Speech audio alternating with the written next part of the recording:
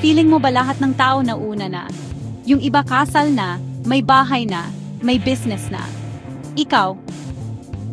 Confused pa rin? Real talk tayo. Hindi ka huli. Hindi ka sablay. Iba lang talaga ang timeline mo. May mga nagbo-bloom sa 25, may iba 45 na bago nahanap sarili nila.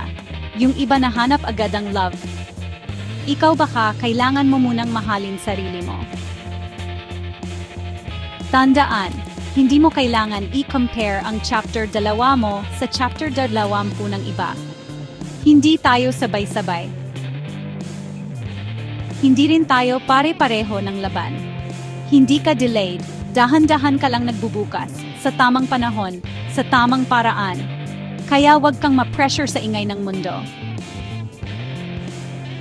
Ang focus mo sariling progress, sariling pace, sariling peace.